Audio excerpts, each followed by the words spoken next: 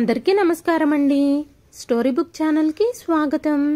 ఈ రోజు నేను మీకు వినిపించబోతున్న కథ తండ్రి రౌద్ర. కథని చివరి వరకు వినండి. నచ్చితే గనక ఖచ్చితంగా తప్పకుండా ఒక్క లైక్ చేయండి. ఈ కథ పైన మీ విలువైన స్పందనని కామెంట్ రూపంలో మాకు తెలియజేయండి. కొత్తవారు ఎవరైనా చూస్తున్నట్లయితే మన ఛానల్ని సబ్స్క్రైబ్ చేసుకోండి. కొంతమంది సర్కస్ వాళ్ళు రోడ్డుపై ప్రదర్శనలు ఇస్తున్నారు. జనాలందరూ వాళ్ళ ప్రదర్శనలు చూసిన తర్వాత వాళ్ళు అక్కడ పరిచిన షీట్ మీద డబ్బులు విసిరేస్తున్నారు. అప్పుడు హఠాత్తుగా ఒక ముసలాయన అక్కడికి వచ్చి రోడ్డు మధ్యలో డాన్స్ చేయడం మొదలుపెట్టాడు. ఇది చూసిన ఆ సర్కస్ వాళ్ళు కాస్త ఆశ్చర్యపోయి ఆ ముసలాయనకి పిచ్చి పట్టిందా అని అనుకున్నారు. సర్కస్ వాళ్ళు డబ్బుల కోసం పరిచిన షీట్ని తీసుకొని అక్కడి నుంచి వెళ్ళిపోయారు. అక్కడ నిలబడిన వాళ్ళందరూ కూడా వెళ్ళిపోయారు. దాంతో ఆ పెద్దాయన చేతులు ముడుచుకొని, నేను డాన్స్ చేసి చూపిస్తున్నాను, మీకు నా డాన్స్ నచ్చితే దయచేసి నా కోసం డబ్బులు వేయండి, మీరందరూ వెళ్ళిపోవద్దు, నా భార్య అనారోగ్యంతో ఆకలితో ఉంది, మందులకు డబ్బులు కావాలి, ఎవరైనా నాకు డబ్బులు సహాయం చేయండి అంటూ ఆ ముసలాయన పెద్దగా ఏడవడం మొదలుపెట్టాడు. అయితే అక్కడ నిలబడిన వాళ్ళు ఎవ్వరూ అతని మాట వినకపోవటంతో అందరూ అక్కడి నుంచి వెళ్ళిపోయారు. ఆ గుంపులో నుంచి ఒక వ్యక్తి ఆగి, అంకుల్, ఈ మనుషులందరూ రాతి విగ్రహాలు, మిమ్మల్ని ఎవ్వరూ కరుణించరు అంటూ తన జేబులో చెయ్యి పెట్టి 500 నోటు తీసి, అంకుల్, ఈ డబ్బు తీసుకోండి, ఈ డబ్బుతో మీ భార్యకు వైద్యం చేయించండి, మీరిద్దరూ భోజనం చేయండి అనగానే ఆ ముసలాయన ఆ వ్యక్తిని కౌగిలించుకొని, దేవుళ్ళ వచ్చావు బాబు, లేకపోతే నా భార్య ఈరోజు ఆకలితో అనారోగ్యంతో చచ్చిపోయి ఉండేది అని చెప్పాడు. ఆ వ్యక్తి అతనిని ఓదార్చాడు. చూడ్డానికి మీరు బాగానే ఉన్నారు కదా, మీరెందుకు కష్టపడి పనిచేయకూడదు, ఇలా అడుక్కోవడానికి మీకు సిగ్గనిపించడం లేదా, చేతులు కాళ్ళు బాగానే ఉన్నాయి కదా, మీరు పనిచేసి డబ్బులు ఎందుకు సంపాదించకూడదు అనగానే, ఈ ముసలాడిని పనిలో ఎవరు పెట్టుకుంటారు, ఎవరి దగ్గరకైనా వెళ్ళి పని అడిగితే నన్ను తిట్టి పంపించేస్తున్నారు, నీ దగ్గర ఏమైనా పనుంటే చెప్పు బాబు, ఎందుకంటే ఎవ్వరూ నా వయసును చూసి నాకు పని ఇవ్వడం లేదు, అడుక్కోవడానికి ఆత్మాభిమానం అడ్డొస్తే మనిషికి కడుపు కూడా ఒకటి ఉంటుంది, ఆకలేస్తుంది, అయినా సరే ఆత్మాభిమానం చంపుకోలేక నేను ఆకలిని తట్టుకుంటాను, కానీ నాకు నా భార్య అంటే చాలా ఇష్టం, నా భార్య ఆకలితో చచ్చిపోవడం నేను చూడలేను, ఆ సర్కస్ జనాల మీద జనాలు డబ్బుల వర్షం కురిపిస్తున్నారని నేను ఉదయం నుంచి చూస్తున్నాను, కానీ నేను చాలా కాలంగా అక్కడ ఇక్కడ అడుక్కుంటున్నాను, నాపై ఎవ్వరూ జాలి చూపించడం లేదు అని చెబుతూ ఉండగానే పాపం శివరాం గారి కళ్ళల్లో నుంచి నీళ్లు తిరిగాయి. అప్పుడు సుమన్, అంకుల్, మీ కాళ్ళు చేతులు బాగానే పనిచేస్తున్నాయి, అందుకే జనాలు మీ మీద దయ చూపించరు, అంతేకాకుండా ఇవాళ రేపు ప్రజలు తమ గురించి మాత్రమే ఆలోచిస్తున్నారు, ఆందోళన చెందుతున్నారు, ఈ రోజును బట్టి జనాలు భిక్ష ఇవ్వడానికి కూడా దూరంగా ఉంటున్నారు, ఎందుకంటే కొంతమంది పెద్ద గ్యాంగుల వాళ్ళు పిల్లలను వృద్ధులను భిక్షాటనకు ఉపయోగించుకుంటున్నారు, అందుకే ఈ రోజుల్లో జనాలు భిక్షగాళ్లపై దయ చూపడానికి కూడా భయపడుతున్నారు, తమకు ఏదైనా హాని జరుగుతుందేమో అన్న భయంతో భిక్షగాళ్లను దగ్గర కూడా రానివ్వడం లేదు. ఇక సర్కస్ వాళ్ల విషయానికొస్తే వాళ్ళు కష్టపడే డబ్బులు సంపాదిస్తున్నారు, వాళ్ళు ఊరికే డబ్బులు అడుక్కోవడం లేదు, వాళ్ళు ప్రదర్శనలిచ్చి జనాల నుంచి డబ్బులు వసూలు చేస్తున్నారు అన్నాడు సుమన్. వెంటనే శివరాం గారు, లేదు బాబు, నేను బిచ్చగాళ్ల ముఠావాడిని కాదు, కన్నబిడ్డలు వీధుల్లో చావమని వదిలిపెట్టిన నిస్సహాయ తల్లిదండ్రులం మేము, తల్లి అనారోగ్యంతో ఉండటంతో మా కొడుకు మా ఖర్చులు భరించడానికి నిరాకరించాడు, తన ముసలి తల్లిదండ్రులని భారంగా భావించి మమ్మల్ని ఇంట్లో నుంచి గెంటేశాడు అంటూ శివరాం గారు కన్నీళ్లు తుడుచుకుంటూ అన్నారు. చూడండి అంకుల్, ఏడవకండి, మీకోసం నేను ఎక్కడో ఒక చోట పని చూస్తాను, మీరు పని చేస్తారా అని అడిగాడు సుమన్. వెంటనే శివరాం గారు, ఏ పనైనా చేస్తాను బాబు అని చెప్పగానే సుమన్, అయితే ఇటుకల బట్టీలో పనుంది, మనం రేపొద్దున కలుద్దామా, మీరొక్కసారి ఆలోచించుకోండి, అది చాలా కష్టమైన పని, మీరు వయసులో చాలా పెద్దవాళ్ళు, మీరు చేయగలరా అనగానే శివరాం గారు, చేస్తాను బాబు, ఏ పనైనా చేస్తాను, ఎంత కష్టమైన పనైనా చేస్తాను, నా భార్యకి ఖాళీ కడుపుతో నిద్ర పట్టదు, నా భార్య కోసం నేను ఏమైనా చేస్తాను, నేను జీవించి ఉన్నాను అంటే అది నా భార్య వల్లే, తన కోసం నేను ఏ పనైనా చేయగలను, తనకు ఏమైనా జరిగితే నా జీవితాంతం నన్ను నేను క్షమించుకోలేను, నా జీవితంలో ఎప్పుడూ తనకి ఏ లోటు రానివ్వనని ఆమెకు నేను వాగ్దానం చేశాను. కానీ ఈరోజు నేను తనకి 2 పూట్ల భోజనం కూడా పెట్టలేని నిస్సహాయ స్థితిలో ఉన్నాను. నా భార్య కోసం ఎంత కష్టమైన పనైనా నేను చేస్తాను అంటూ తడి కళ్ళతో అన్నారు శివరాం గారు. ఆ తర్వాత సుమన్ వాళ్ళని చాలా మంది పనిచేస్తున్న ఒక ఫ్యాక్టరీకి తీసుకెళ్లాడు. అక్కడ సుమన్ ఒక వ్యక్తిని పిలిచి శివరాం గారికి పని ఏదైనా చూపించమని చెప్పాడు. సుమన్, అంకుల్, మీరు పని నేర్చుకోండి. ఇక్కడ బయట అందరూ టెంట్లలో నివసిస్తారు. మీకోసం కూడా ఒక టెంట్ వేయిస్తాను. ఉదయం నుంచి 10 గంటల పాటు పని చేయాల్సి ఉంటుంది మీరు అనగానే శివరాం గారు, నేను చేస్తాను బాబు, నువ్వు నా గురించి ఏమీ ఆలోచించొద్దు, నేను ఎంత కష్టమైన పనైనా చేస్తాను అంటూ శివరాం గారు సుమన్కి కృతజ్ఞతలు చెప్పారు. ఆ రోజు నుంచి శివరాం గారు అక్కడ పనిచేయడం మొదలుపెట్టారు. జనాలు ఆయన తలపై బరువులు పెట్టి మోయించేవారు.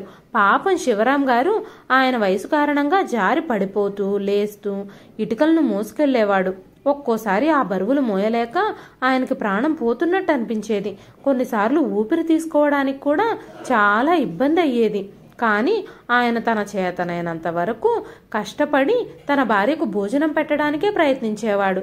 రాత్రికి భోజన ఏర్పాట్లన్నీ చేసి మరుసటి రోజు మళ్లీ పనికి బయలుదేరేవాడు. ఒకరోజు ఇటుకలు మోస్తూ ఆయన స్పృహ తప్పి పడిపోయాడు. జనాలు ఆయన ముఖం మీద నీళ్లు చల్లడంతో కళ్ళు తెరిచి చూసేసరికి సుమన్ అక్కడున్నాడు. అంకుల్, మీరిక్కడి నుంచి వెళ్ళిపోండి, మీరు ఈ పని చెయ్యలేరు.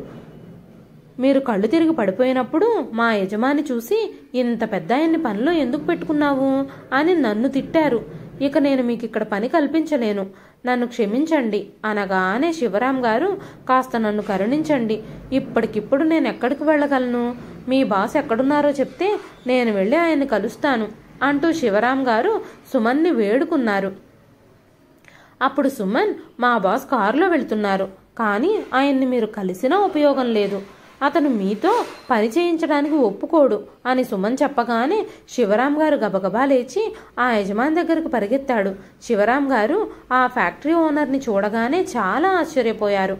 వెంటనే తన ముఖాన్ని దాచుకుని త్వరగా సుమన్ దగ్గరికి వచ్చి చేతులు ముడుచుకొని, సరే బాబు, నేను బయలుదేరుతున్నాను, నేను ఇక్కడ పని వదిలేసి వెళ్ళిపోతున్నాను. ఈ ముసలాడిపై ఇంత జాలి చూపించినందుకు నీకు చాలా చాలా ధన్యవాదాలు. కానీ నా అదృష్టమే చెడ్డది, ఎవరినైనా ఎందుకు అనుకోవాలి, ఎవరు మాత్రం ఏం చేయగలరు అంటూ శివరాం గారు కళ్ళు తుడుచుకొని అక్కడి నుంచి బయలుదేరారు. కానీ సుమన్ శివరాం గారి వైపు ఆశ్చర్యంగా చూసి, అంకుల్, మీరు ఓనర్ గారిని కలుస్తాను అన్నారు కదా, మీరు ఆయనతో ఎందుకు మాట్లాడలేదు? ఒక్కసారి ప్రయత్నిద్దాం. మీరు ఆయన్ని చూచి ముఖం ఎందుకు దాచుకున్నారు? ఎందుకంత భయపడుతున్నారు? మీరు ఒక్కసారి ప్రయత్నం చేయండి. మా బాస్ మీ మీద జాలి చూపించుండేవారేమో, మిమ్మల్ని పని నుంచి తీసేయకుండా ఉండుండేవారేమో అనగానే శివరాం గారు, ఆశ ఉన్న చోటే ప్రయత్నాలు జరుగుతాయి. ఇప్పుడిక నేను బయలుదేరుతున్నాను, ఈ పనిలో నన్ను తిరిగి చేర్చుకుంటారన్న ఆశ నాకు లేదు అని చెప్పి శివరాం గారు అక్కడి నుంచి బయలుదేరారు. అప్పుడు సుమన్, అంకుల్, ఆగండి, మా ఓనర్ని చూసి మీరెందుకు భయపడ్డారు? మీకెందుకంత భయమేసింది? కారణం ఏదైనా కానివ్వండి, ఇప్పటికే మీరు చాలా కష్టపడి పనిచేస్తున్నారు. నేను మీకోసం ఏదైనా సులభమైన పని ఏదైనా చూస్తాను, కానీ ఆ పనికి డబ్బులు ఇవ్వలేను, భోజనం మాత్రం పెడతాను అనగానే శివరాం గారు, బాబు, నా కోసం నీ ఉద్యోగాన్ని ఎందుకు ప్రమాదంలో పడేసుకుంటున్నావు? నాదే ఉంది, అడుక్కునైనా బ్రతుకుతాను అంటూ తడి కళ్లతో అన్నారు శివరాం గారు. ఎందుకు అంకుల్ ఇలా మాట్లాడుతున్నారు? మా బాస్ మీ కొడుకా అంటూ ఆశ్చర్యంగా అడిగాడు సుమన్. కాదు బాబు, ఆయనెక్కడా నేనెక్కడా, ఆయన నా కొడుకు కాదు. కానీ నేను మీతో చెప్పలేని విషయాలు చాలా ఉన్నాయి, అందుకే ఇప్పుడు నువ్వు నాకు దూరంగా ఉండడమే మంచిది అంటూ శివరాం గారు అక్కడి నుంచి బయలుదేరారు. ఆయన ఏం చెప్పాలనుకుంటున్నారు? మా బాస్ని చూసి ఇక్కడి నుంచి హడావిడిగా ఎందుకు పరిగెత్తుతున్నారు? నేను ఎలాగైనా కనుక్కోవాలి అని ఆలోచిస్తూ సుమన్ శివరాం గారిని వెంబడించాలని అనుకున్నారు. నిశ్శబ్దంగా ఆయన వెనకాల వెళ్ళాడు. మరోవైపు అనారోగ్యంతో ఉన్న జానకి గారు మంచంపై పడుకొని మనవణ్ణే తలుచుకొని కన్నీరు మున్నీరుగా ఏడుస్తున్నారు. ఆ ఇంట్లో వాళ్ల మీద ప్రేమ చూపించేది మనవడొక్కడే. తల్లిదండ్రులకు కనిపించకుండా తాతయ్యకి నాయనమ్మకి తినడానికి ఏమైనా తీసుకొచ్చి ఇచ్చేవాడు. ఆ 12 ఏళ్ల మనవడు. అందుకే ఆ ఇంట్లో శివరాం గారు, జానకి గారు అన్ని అవమానాలని మనవడి కోసం సహించేవారు. జానకి గారి ఆరోగ్యం పాడైనప్పుడు ఇంట్లో వాళ్ళ గది ఖాళీ చేయించేసి ఇంటి బయట ఒక చిన్న రూమ్ ఇచ్చారు. కొడుకు కోడలు. ఆమె ఎక్కువగా ఆ గది లోపలే ఉండిపోయింది. ఎప్పుడైనా బయటకు రావాలనుకున్నా కోడలు ఆమె బయటకు రావడానికి ఇష్టపడేది కాదు. ఆ గదిలోంచి బయటకొస్తే మీకు అస్సలు బాగుండదు. మీరు అటూ ఇటూ తిరుగుతూ ఎక్కడైనా పడిపోయి దెబ్బలు తగిలించుకొని మంచాన పడితే నా నుంచి ఎలాంటి సేవలు ఆశించొద్దు అని చెప్పగానే పాపం జానకి గారి గుండె పగిలిపోయింది. 9 ఏళ్ల సృజన్ అవన్నీ చూసి అర్థం చేసుకున్నాడు. అతను తాతయ్య, నాయనమ్మలని చాలా ఇష్టపడేవాళ్లు. వాళ్ల మీద సానుభూతి చూపించేవాడు. జానకి గారు ఆరోగ్యంగా ఉన్నప్పుడు మనవడు సృజన్తో ఆడుకుంటూ చాలా సమయం సరదాగా గడిపేవారు. జానకి గారు పొద్దున్నే లేచి దగ్గరలో ఉన్న పార్క్లో వాకింగ్ చేసేవారు. వాకింగ్ చేసి వచ్చిన తర్వాత స్నానం చేసి పాటలు పాడుతూ పూజ చేసి గుడికెళ్లేవారు. ఆమె తరచుగా ఆలయంలో భజనలు పాడుతూ ఉండేది. అందుకే ఆమెకి అక్కడ అందరిలో మంచి పేరుంది. గుడి దగ్గర ఆవిడకి తెలిసిన వాళ్ళు, స్నేహితులు, సన్నిహితులు చాలా మంది ఉన్నారు. కానీ 2 నెలల క్రితం ఆవిడ పడిపోవడంతో కాలుకు ఆపరేషన్ చేయాల్సి వచ్చింది. ఇప్పుడు ఆమె వాకర్ సహాయంతో మాత్రమే నడవగలదు. అయితే ఆవిడని కోడలు బయటకు వెళ్లకుండా పూర్తిగా నిషేధించేసింది. లోపలే గదిలోనే ఉంచేసింది. సృజన్ తన నానమ్మ బయటికి రాకుండా లోపలే ఉండటంతో చాలా బాధపడ్డాడు. ఒకరోజు సృజన్ జానకి గారి దగ్గరికి వెళ్ళి, నానమ్మ, నీకు బయటకు రావాలని అనిపించడం లేదా అనగానే జానకి గారు, ఈ 4 గోడల మధ్యలోనే బందీగా ఉండాలని ఎవరికి అనిపిస్తుంది? రోజంతా ఈ 4 గోడల మధ్యలోనే ఉంటున్నాను. ఈ రూమ్లో నాకు చాలా సౌకర్యాలున్నాయి. కానీ పక్షి బయట మాత్రమే స్వేచ్ఛగా ఉంటేనే ఆనందం పొందుతుంది అనగానే, సరే నాన్నమ్మ, అయితే రేపు నువ్వు రెడీగా ఉండు. రేపు అమ్మ తన ఫ్రెండ్స్తో కలిసి కిట్టి పార్టీకి వెళుతోంది. నేను ట్యూషన్కి వెళ్ళేటప్పుడు నిన్ను మన కాలనీ గుడి దగ్గర డ్రాప్ చేసి వెళ్తాను. నేను తిరిగి వచ్చేటప్పుడు నిన్ను మళ్ళీ పికప్ చేసుకుంటాను. నువ్వు ఆరోగ్యంగా ఉన్నప్పుడు రోజు గుడికి వెళ్ళేదానివని నాకు తెలుసు. నీకు అక్కడ చాలామంది ఫ్రెండ్స్ కూడా ఉన్నారు కదా. వాళ్ళందరూ అప్పుడప్పుడు నేను ట్యూషన్ నుంచి వచ్చేటప్పుడు నీ గురించి నన్ను అడుగుతున్నారు, మీ నాన్నమ్మ ఎలా ఉంది అని అన్నాడు సృజన్. మనవడి ఆ మాటలు వినగానే జానకి గారి కళ్ళల్లో ఒక మెరుపు మెరిసింది. శరీరంలో శక్తి, ముఖంలో ఆనందం కొట్టొచ్చినట్టు కనపడ్డాయి. వెంటనే జానకి గారు మనవడితో, నువ్వు నిజంగా నన్ను రేపు గుడికి తీసుకెళ్తావా అనగానే, అవును నానమ్మ, రేపు మీరు ఇదే టైంకి రెడీగా ఉండండి అనగానే జానకి గారు సంతోషంగా మనవడిని కౌగిలించుకున్నారు. ఆ క్షణం నుంచి రేపటి కోసం ఎదురు చూడడం మొదలుపెట్టారు జానకమ్మ గారు. గుడికి వెళ్ళి దేవుడి దర్శనం చేసుకోవాలని, స్నేహితులతో కబుర్లు చెప్పాలని ఆవిడ ఎదురు చూస్తుంది. ఎన్ని రోజులు గడిచిపోయాయో ఆవిడ సరదాగా గడిపి. తర్వాత రోజు ట్యూషన్కి వెళ్ళేటప్పుడు సృజన్ తన నానమ్మ చేయి పట్టుకొని గుడికి తీసుకెళ్లాడు. అయితే ఆమె వాకర్ సహాయంతో నడుస్తూ గుడికెళ్ళింది. చాలా రోజుల తర్వాత ఆమె అలా రోడ్డు మీద నడుస్తూ ఉంటే తనకి చాలా సంతోషంగా ఉంది. ఇరుగు పొరుగు వాళ్ళందరినీ చూస్తూ ఉంటే ఆమెలో ఉత్సాహం పెరిగింది. కూరగాయలు అమ్మేవాళ్ళు, కిరాణా షాప్ వాళ్ళు అందరినీ చూస్తూ ఆవిడ చాలా సంతోషించింది. దారిలో కనపడ్డ వాళ్ళందరి యోగక్షేమాలు అడుగుతూ, కొంతమంది కూతుర్ల పెళ్లిళ్ల గురించి, కొంతమంది కొడుకుల ఉద్యోగాల గురించి, ఇంకా కొంతమంది స్నేహితులతో వాళ్ళ ఆరోగ్యాల గురించి, పిల్లల చదువుల గురించి అడుగుతూ అందరితో మాట్లాడుతూ ఆలయానికి చేరుకున్నారు జానకి గారు. ఆవిడకు ఆ రోజు చాలా ప్రశాంతంగా అనిపించింది. తన స్నేహితులందరినీ కలుసుకున్నప్పుడు ఆవిడ సంతోషంతో ఏడవడం మొదలుపెట్టింది. సృజన్ నానమ్మ సంతోషం చూసి ఆశ్చర్యపోయాడు. ఆ గంట సేపు జానకమ్మ గారికి ప్రాణం లేచొచ్చినట్టు అనిపించింది. ట్యూషన్ నుంచి తిరిగి వచ్చేటప్పుడు సృజన్ తన నానమ్మ చేయి పట్టుకొని ఇంటికి తీసుకొచ్చాడు. ఒక పెద్ద నిధి దొరికినట్టు జానకమ్మ గారి మొహంలో ఎంతో సంతోషం కనిపించింది. జానకమ్మ గారు సృజన్ తల మీద చెయ్యి పెట్టి ఆశీర్వదించారు. ఇప్పుడు అది వాళ్ళిద్దరికీ రోజువారీ పనిగా మారిపోయింది. వీటన్నింటి వల్ల ఆవిడకు కలిగిన ఫలితం ఏమిటంటే, డాక్టర్ చెకప్కి వెళ్ళినప్పుడు డాక్టర్ సైతం ఆశ్చర్యపోయారు. ఆవిడ బీపీ లెవెల్స్ అన్నీ నార్మల్కి వచ్చేసాయి. కాలు కూడా చాలా వరకు నయమైపోయింది. అప్పుడప్పుడు జానకమ్మ గారు వాకర్ లేకుండా కూడా సృజన్ చెయ్యి పట్టుకొని నడిచేవారు. ఆవిడ తన అనారోగ్యం, నిస్సహాయత అన్నింటినీ ఆ గదిలోనే వదిలేసి చిరునవ్వుతో సంతోషంగా బయటకొచ్చారు. ఒక్క గంట తన బాధలన్నీ మర్చిపోయి సంతోషంగా గడపడం మొదలుపెట్టింది. కోడలికి ఏమీ తెలియకుండా ఉండడానికి శివరాం గారు ఇంట్లో పనులన్నీ చేసేవారు. అప్పుడు మాత్రమే శివరాం గారికి, జానకి గారికి 2 పూట్ల భోజనం దొరికేది. అయితే ఒకరోజు జానకమ్మ గారు రోజు గుడికెళ్తున్న సంగతి, సృజన్ తనని చెయ్యి పట్టుకుని తీసుకెళ్తున్న సంగతి కోడలికి తెలిసి కోడలు లత మనవణ్ణి బాగా కొట్టింది. ఆకలితో ఉన్న జానకమ్మ గారిని కూడా ఆ గదిలోనే బంధించింది. శివరాం గారు హడావిడిగా జానకి జానకి అని పిలుస్తున్న స్వరం విని అకస్మాత్తుగా జానకమ్మ గారు ఆలోచనల నుంచి బయటకొచ్చారు. ఏమైందండి, ఎందుకంత హడావిడి పడిపోతున్నారు అనగానే, మనం ఇక్కడ ఉండలేము, నువ్వు తొందరగా బ్యాగ్ సర్దితే మనం ఇక్కడి నుంచి వెళ్ళిపోదాం అంటూ శివరాం గారు తన భార్య జానకితో అన్నారు. కానీ జానకి గారు, ఏమైంది ఇప్పుడు, మనం ఇక్కడ బాగానే ఉన్నాం కదా, ఇప్పటికిప్పుడు మనం ఎక్కడికి వెళ్ళాలి, చాలా కష్టపడితే గాని కనీసం ఈ టెంట్ అయినా దొరికింది, ఇప్పుడు మీరు ఎక్కడికి వెళ్ళాలని ఆలోచిస్తున్నారు అని భర్తను అడిగారు జానకమ్మ గారు.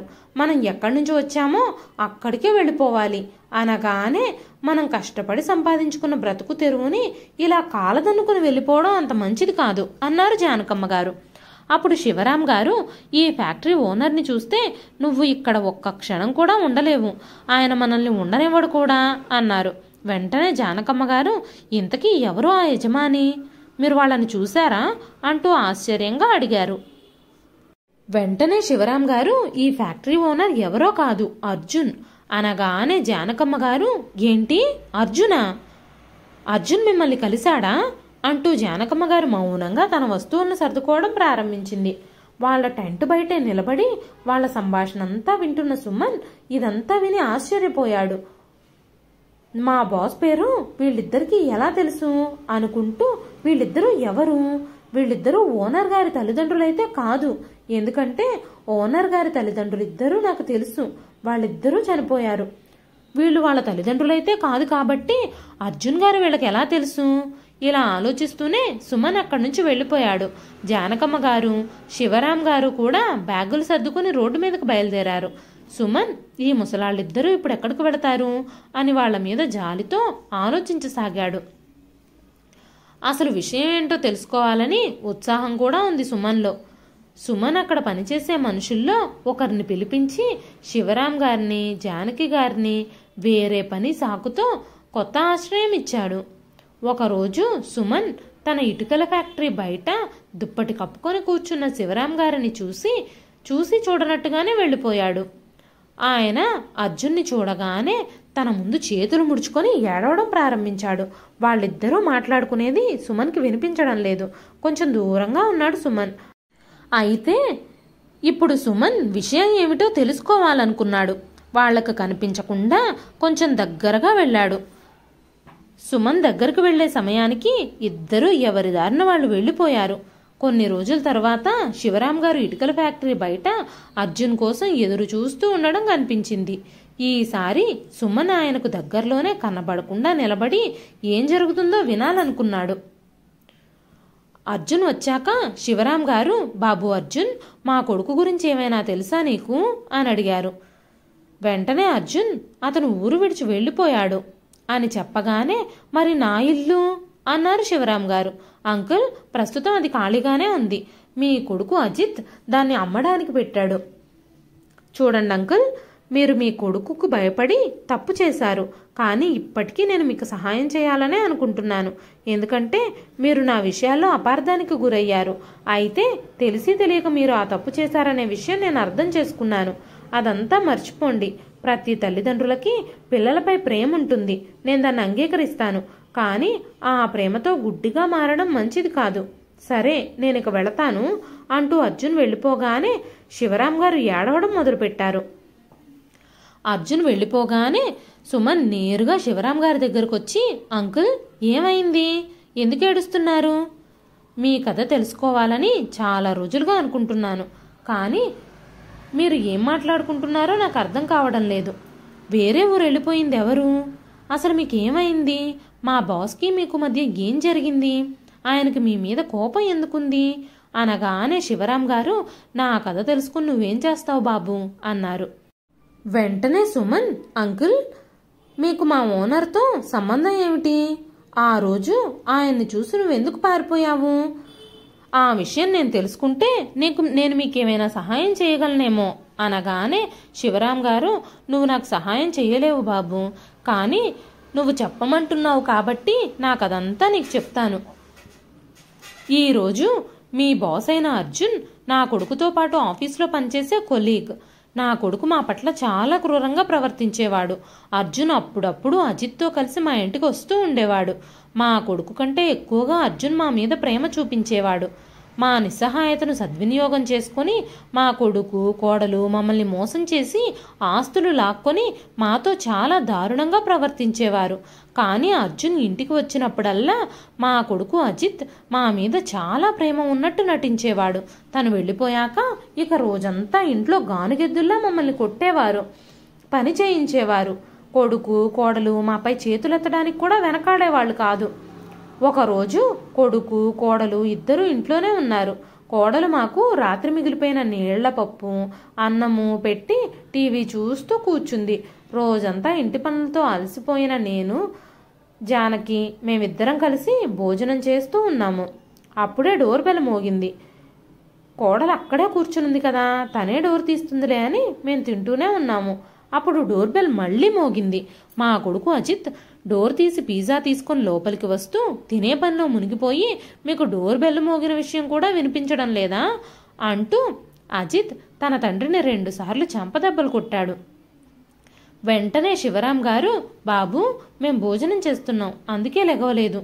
ఇక నుంచి ఇలాంటిది జరగదు. మా చేతి నుంచి భోజనం లాక్కోవద్దు అంటూ చేతులు జోడించి అన్నారు. కొడుకు కోడలు ఇద్దరూ చిరునవ్వుతో ఒకరి మొహాలొకరు చూసుకుంటూ మా ప్లేట్లోని ఆహారం అంతా నేల మీద పోసేశారు. జానకి నేను ఏడవడం మొదలుపెట్టాం.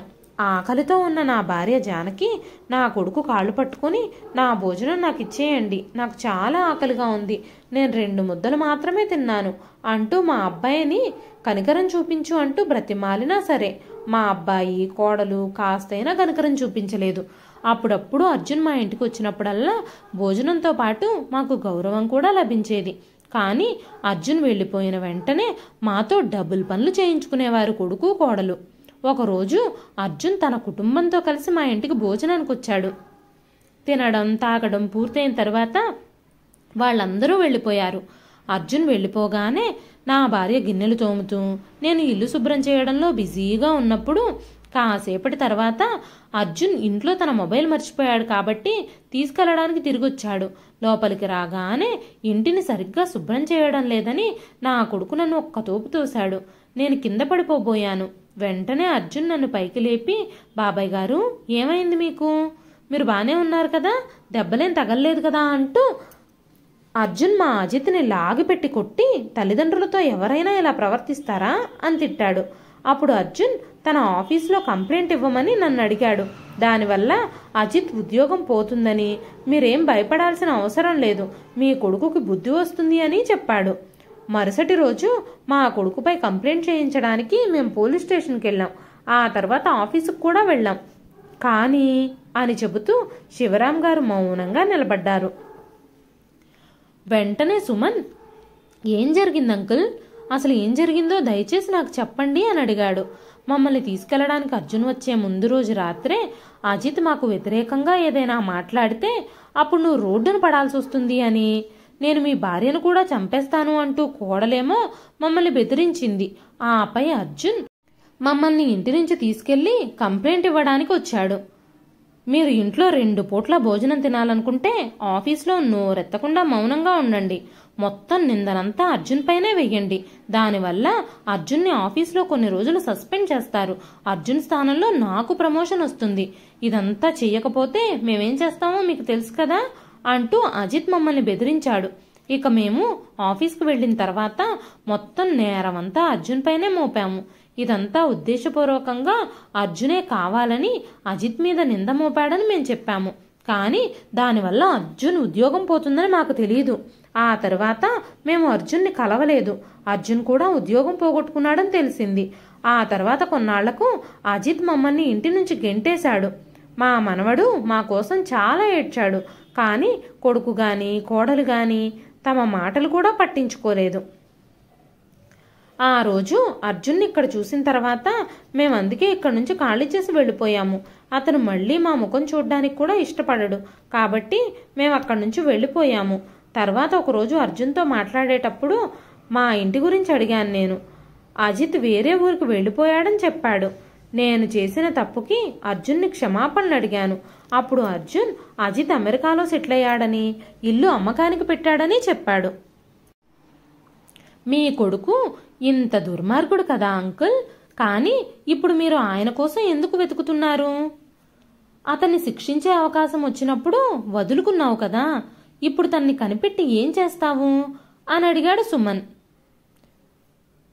నేను మమ్మల్ని మళ్ళీ తిరిగి మా ఇంట్లో ఉండనివ్వమని నా కొడుకును వేడుకుంటాను. ఇలా జబ్బుపడిన భార్యతో నేను ఎంతకాలం రోడ్డు మీద పడతాను అనగానే వెంటనే సుమన్, మీరు బానిస జీవితాన్ని గడుపుతూ బంధించబడిన పక్షుల్లా మారారు. అందుకే మీరు ఆకాశాన్ని చూడలేకపోతున్నారు. అర్జున్ సార్ గురించి మీకు తెలియదు. ఆయన ఈ ఫ్యాక్టరీ యజమాని మాత్రమే కాదు, ఒక ఎన్జిఓ కూడా యజమాని. మీలాంటి చాలా మందికి సహాయం చేశాడు. ముందుసారి మీరు ఆయన్ని మోసం చేశారు కాబట్టి ఈసారి ఆయన మీకు సహాయం చేయడని మీరు అనుకున్నారు కదా. కానీ మా సార్ అలాంటివన్నీ మనసులో పెట్టుకునే మనిషి కాదు. మీరు ఆయనతో ఒక్కసారి మనసు విప్పి మాట్లాడండి. మీ అబ్బాయికి గుణపాఠం చెప్పి మీ ఇంటిని మళ్ళీ మీకు తిరిగిప్పిస్తారు అనగానే శివరాం గారు, అర్జున్ మమ్మల్ని నమ్మడు. మేం చేసిన నమ్మక ద్రోహం అలాంటిది మరి అన్నారు. అంకుల్, మీరు ఎప్పుడైనా ఆలోచించారా? మీరు ఫ్యాక్టరీ నుంచి బయటకు వెళ్ళిపోయేటప్పుడు ఒక వ్యక్తి ఎదురుగా వచ్చి మీకు పనిని, ఆశ్రయాన్ని కల్పించాడు. అది ఎలా జరిగిందో మీకు తెలుసా? అర్జున్ సారే ఆ మనిషిని పంపించారు అని చెప్పగానే శివరాం గారు అది విని ఆశ్చర్యపోయారు. ఆయన అర్జున్ విషయంలో ఎంత పెద్ద తప్పు చేసినా సరే అర్జున్ అవేవి మనసులో పెట్టుకోకుండా వాళ్లకు 2 పూట్ల భోజనం ఇంకా వసతి ఏర్పాటు చేశాడు. ఈ విషయం తెలియకుండానే శివరాం గారి కళ్ళు కన్నీళ్లతో నిండిపోయాయి. ఆ తర్వాత శివరాం గారు అర్జున్ దగ్గరకు వెళ్ళి ఆయన పాదాల మీద తలపెట్టి క్షమాపణలు చెప్పడం మొదలుపెట్టాడు. అంకుల్, మీరు పెద్దవాళ్ళు, ఇలా చెయ్యొద్దు. నా కాళ్ళు పట్టుకోవద్దు. లెగవండి. మీ వల్ల ఈ రోజు నేను ఈ స్థాయికి చేరుకున్నాను. నన్ను ఉద్యోగం నుంచి తీసేసి ఉండకపోతే నేను పెద్దగా ఇలాంటి విషయాల గురించి ఆలోచించేవాడినే కాదేమో. ఎవ్వరికి సహాయం చేయాలని కూడా ఆలోచించేవాడిని కాదు. అందుకే నేనే మీకు కృతజ్ఞతలు చెప్పాలి. ఇక మీరు ఇక్కడ ఉండాల్సిన పని లేదు. మీరు నాతో పాటు మా ఇంటికి రండి. ఆంటీ ట్రీట్మెంట్ కోసం కూడా నేను ఏర్పాట్లు చేశాను అని చెప్పి ఇద్దరిని అర్జున్ తన ఇంటికి తీసుకెళ్లిపోయాడు. కొన్ని రోజుల తర్వాత అజిత్కి కాల్ వచ్చింది. మీ ఇంటిని కొనడానికి పార్టీ సిద్ధంగా ఉందని. అయితే ఆ ఇల్లు అప్పటికీ తన తండ్రి పేరు మీదే ఉంది. బహుశా మీకు ఈ విషయం తెలిసి ఉండకపోవచ్చు. ఆ ఇల్లు శివరాం గారి పేరు మీద ఉంది. ఇల్లు అమ్మాలంటే మీ నాన్నగారి సంతకం కావాలి. మేము అన్ని ఏర్పాట్లు పూర్తి చేస్తాము. మీరు మీ నాన్నగారిని తీసుకొని వచ్చి సంతకం పెట్టించి డబ్బులు తీసుకెళ్ళండి అనగానే అజిత్ మా నాన్నగారు చనిపోయారు అని చెప్పాడు. మీ నాన్నగారు చనిపోతే మీ నాన్నగారి పేరు మీద 50 లక్షల బీమా కూడా ఉంది.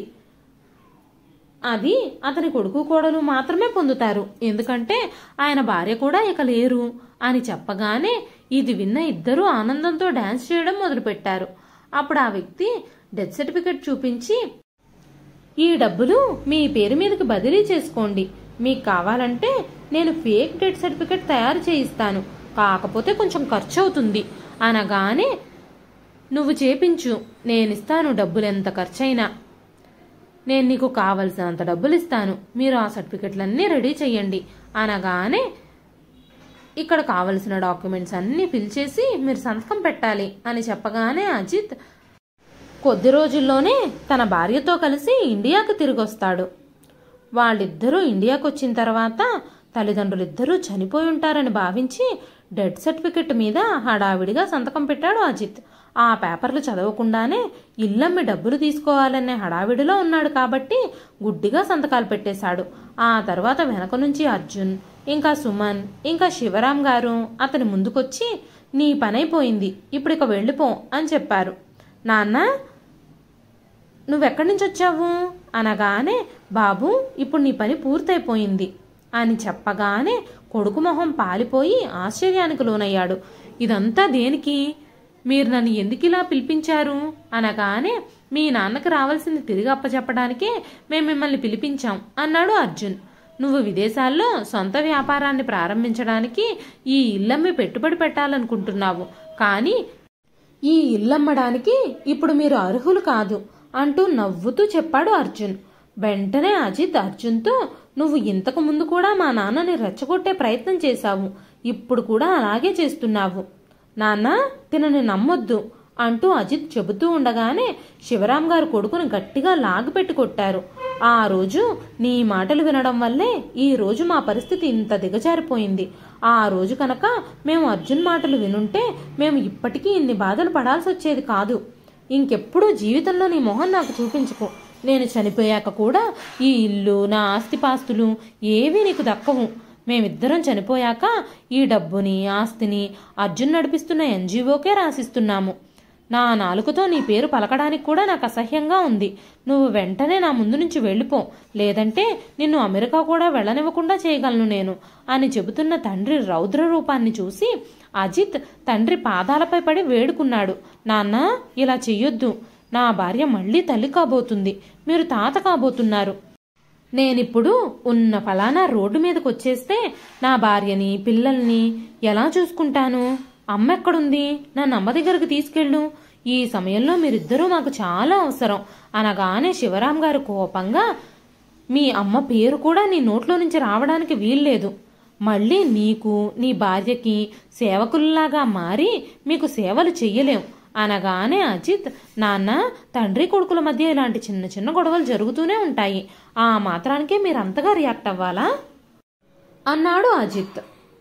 అప్పుడు శివరాం గారు, అనారోగ్యంతో ఉన్న నీ తల్లిని ఇంటి నుంచి బయటకు గెంటేసినప్పుడు మన తండ్రి కొడుకుల బంధం ఏమైంది? ఆ సమయంలో ఎవ్వరూ లేక మేమిద్దరం రోడ్డున పడ్డాము. నేను అడుక్కొని కూడా నా భార్య కడుపు నింపాను. ఇప్పుడు నువ్వు కూడా వెళ్ళి నీ భార్య కోసం, నీ పుట్టబోయే నీ బిడ్డ కోసం వీధుల్లో అడుక్కు తిను. అప్పుడు నీకు తండ్రి అనుభవించిన నొప్పి, బాధ అన్నీ అర్థమవుతాయి అంటూ శివరాం గారు అక్కడి నుంచి వెళ్ళిపోయారు. అక్కడే రోడ్డు మీద నిలబడి తండ్రి వెళ్ళిపోవడం చూసి తల వంచుకుని నిలబడిపోయాడు అజిత్. ఇదండి ఈ రోజు కథ. ఈ కథ మీకు ఎలా అనిపించింది? శివరాం గారు కొడుకుకి బుద్ధి చెప్పడానికి సరైన నిర్ణయమే తీసుకున్నారని మీరు భావిస్తున్నారా? మీ విలువైన అభిప్రాయాలని కామెంట్ రూపంలో మాకు తెలియజేయండి.